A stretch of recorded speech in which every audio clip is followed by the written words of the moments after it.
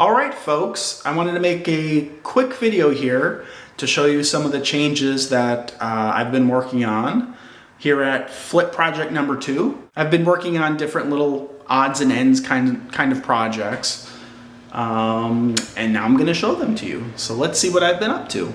If you've not yet watched my video on discussing this pass-through opening, I recommend you go ahead and watch that video. I think I talked about that in my walkthrough tour. So go watch that video. I'll put a link to that video up above here. But the issue, just to recap, was that they built the pass-through window too low and it caused an issue with the range sticking up above, where's my hand here? Sticking up above the pass-through, because this was the base of the pass-through where you see the molding here.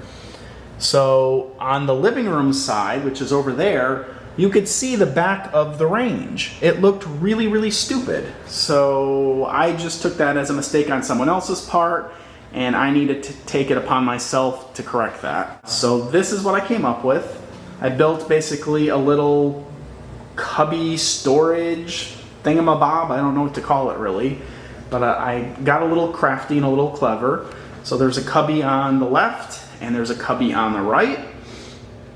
I think that would be a great space to put cookbooks, if anyone still uses cookbooks. You could put your spices in here so everything's easy at hand.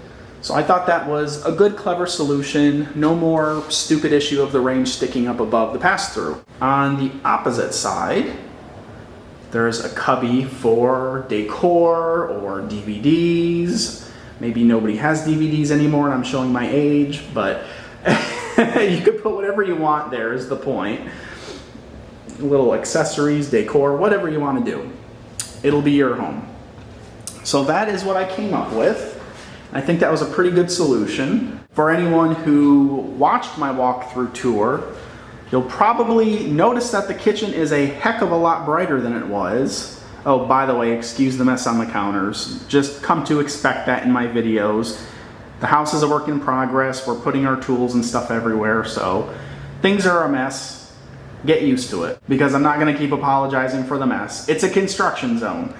So back to the brightness of the kitchen. That's due to the fact that I took down the boob light that was up there and put up a LED light fixture. It's a lot, let me see if I can zoom in here. It's 2100 lumens, so it's a lot brighter than it was. It was just a 2-bulb light fixture with incandescent light bulbs. It was a very yellow light, not great light for a kitchen, and very dim. So this is a huge improvement over what was up. The other lighting update I made was to the dining room here. I installed a very clean, modern style pendant light. There was previously an identical boob light up there to the one that was in the kitchen, and I'm just so sick of boob lights. Everybody puts up boob lights. Every new home developer, every flipper. The reason they do it is because, well, I think it's 2 reasons. 1, they're cheap, relatively speaking, and 2, you know, people want to put their own taste in a house when they buy it. Some people don't care, but a lot of people like to put up their own thing, especially in dining rooms when it comes to chandeliers. This was a relatively inexpensive light fixture, and I thought it looked a little bit more decorative and a little bit nicer to have a pendant light hanging down where your table's gonna go versus a boob light sitting flush against the ceiling. So I think this is an improvement. Tell me what you think below. I intentionally did not spend a lot of money on this light fixture because, like I said a second ago, everybody has their own taste. Everyone wants something different. And I've learned in the past not to spend a lot of money on a chandelier that I think looks beautiful, because chances are whoever buys the house is going to end up taking it down anyway and putting up something that they prefer. I've learned my lesson on doing that with chandeliers. I've learned my lesson doing that with ceiling fans. As a real life example, my previous home, I put up new ceiling fans in all of the bedrooms. I put a ceiling fan in the living room. I put up a chandelier that wasn't expensive, but it certainly cost more than this one. And the woman I sold the house to took all of that stuff out. It was brand new ceiling fans, brand new chandelier. She took all of that out to put up what she liked.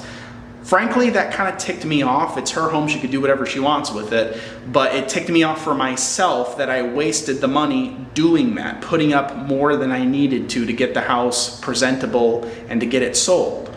So I've learned not to do that anymore. I'm just putting up something neutral, more decorative than what was there, and it's more distinctive than a boob light. It's, you know, got a modern aesthetic to it. We're trying to do a more modern look in this house without getting too carried away. But it's just, I don't know. It's just an improvement in my opinion. Let me know what you think. So that's gonna conclude today's video. I just wanted, I am not that Caucasian. Okay, that's a little better. Oh, I forgot. There's something else, very minor, but something I wanted to share because I've never done this before, and I got kind of excited to see what the result was. So let's check that out. Oh, I gotta squat down here on the floor. We've been removing all of the doors, sanding them down. You know, people have painted over lumps and bumps and painting over the door hinges. So we took the doors off, sanded them down, removed the hinges. You can see they're just encrusted with paint. They look really old and nasty, and well, they are really old. They're the original 61-year-old door hinges.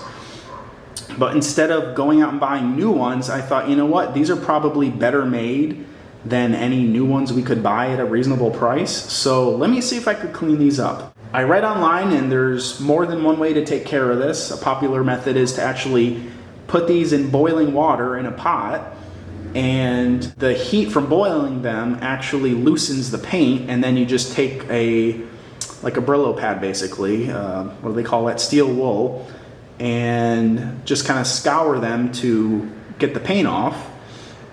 I decided a different approach because I didn't want to ruin a good pot from home. So I've got a paint scraper. That's what this thing here is. Took a paint scraper. It's got, you probably won't be able to see it. Not really. Yeah, you can kind of see it there. It's got a beveled blade on it, so it's a little bit sharper on the edge.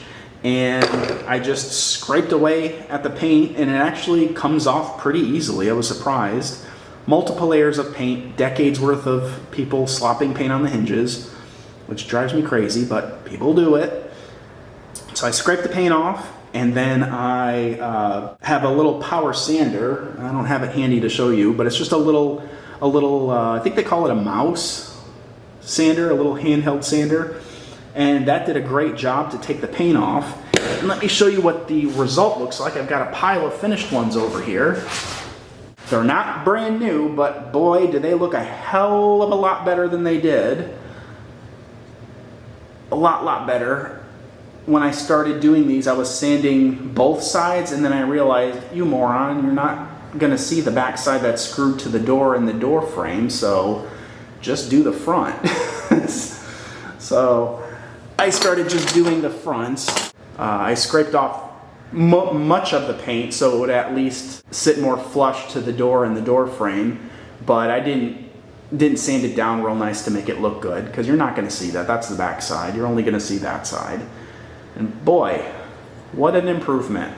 All these little changes are exciting to me because every little thing that we do, every little thing that we complete, it's that much closer to being done. So I hope you enjoyed today's little update video, and I hope you stay tuned. If you haven't watched past videos leading up to this video about flip project number 2, please go ahead and watch those. I'd really appreciate that.